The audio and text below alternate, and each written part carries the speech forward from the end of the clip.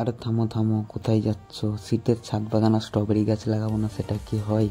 তো আমিও তোমাদের সঙ্গে এমন একটি ভিডিও নিয়ে চলে আসলাম যেখানে তোমরা নার্সারি থেকে স্ট্রবেরি গাছ কিনে নিয়ে এসে বড় টবে সেটিকে কিভাবে লাগাবে। তো প্রথমে আমি তোমাদের কাছ থেকে ক্ষমা চেয়ে নিচ্ছি, যেহেতু নতুন ক্রিয়েটার তাই ভিডিওর সাইজটা একটু তোমাদের অন্যরকম লাগতেও পারে, ঠিক আছে? তো আমি এই স্ট্রবেরি গাছটি নার্সারি থেকে কিনে নিয়ে এসেছিলাম আজ থেকে 5 দিন আগে, এবং এটিকে আমি নিয়ে এসে সঙ্গে সঙ্গে লাগিয়ে দিইনি, কারণ সঙ্গে সঙ্গে লাগিয়ে দিলে স্ট্রবেরি গাছ সারভাইভ করার চান্সটা কমে যায়। তো প্রথমে আমি তোমাদের সঙ্গে মাটি প্রস্তুত কীভাবে করব সেটা দেখিয়ে নিচ্ছি।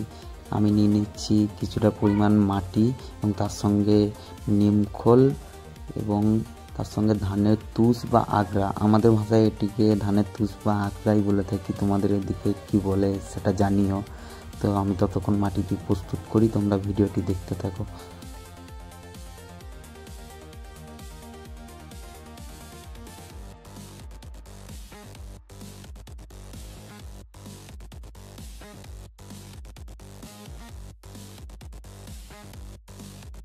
তো আমার মাটি মিক্স করা কমপ্লিট হয়ে গেছে। এবার কিছুটা পরিমাণ মাটি আমি টবের মধ্যে দিয়ে নেব। তো আমি কিন্তু এখানে স্ট্রবেরি গাছের জন্য 10 ইঞ্চির টব ব্যবহার করছি, তোমরা কিন্তু এটা 6 ইঞ্চি বা 8 ইঞ্চি বা 10 ইঞ্চি টবেও করতে পারো, সেটা তোমাদের নিজেদের উপর নির্ভর করে। মাটি দিয়ে নেওয়ার পর আমি স্ট্রবেরি গাছটিকে যে কালো পলি ব্যাগে দিয়েছিল নার্সারি থেকে, সেই পলি ব্যাগটা থেকে কেটে বের করব গাছটিকে।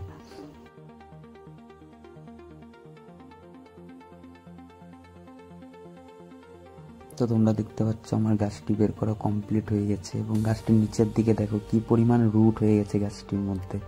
তো স্ট্রবেরি গাছ লাগানোর সময় তোমাদের একটা জিনিস খেয়াল করতে হবে, এই যে মাঝের যে অংশটি রয়েছে বা মাঝের কচি পাতাটি রয়েছে, এই পাতাটি যেন কোনোভাবে মাটিতে চাপা না পড়ে যায়। এটি যদি মাটিতে চাপা পড়ে যায় তাহলে সেক্ষেত্রে তোমার গাছটি মারাও যেতে পারে। তো এটি একটু খেয়াল রাখতে হবে। এবং আমি স্ট্রবেরি গাছটিকে বালতির মধ্যে বসিয়ে নেব।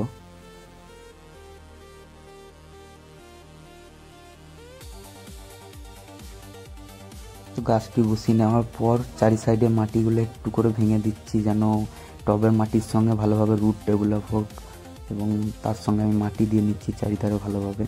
তো ভিডিওটা দেখতে থাকো। আমি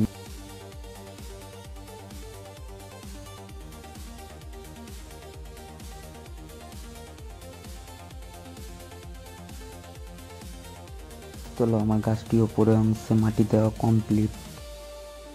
মাটি দেওয়ার সময় কচি পাতাটা যেন ঢাকা না পড়ে যায়, এটি কিন্তু অবশ্যই খেয়াল রাখতে হবে তোমাদের। কচি পাতাটা ঢাকা পড়ে গেলে সেক্ষেত্রে তোমাদের গাছটি লাস্টিং নাও করতে পারে। এবার আমি একটু জল দিয়ে নেবো গাছটাতে। আর একটা জিনিস, আমি যেহেতু গাছটিতে আগে ফাঙ্গিসাইড দিয়ে রেখেছি, তো তোমরা মাটির সঙ্গে 2 গ্রাম পরিমাণ মতো কিছুটা ফাঙ্গিসাইড মিশিয়ে নেবে। এবং গাছটি লাগানো কমপ্লিট। এটিকে আমি এখন একটি সাইডে রেখে দেবো, এবং এটির আপডেট আমি 7 দিন পর দেবো। তো এই গাছটির আপডেট দেখার জন্য আমার চ্যানেলটিকে সাবস্ক্রাইব করুন এবং ভিডিওটি লাইক করুন।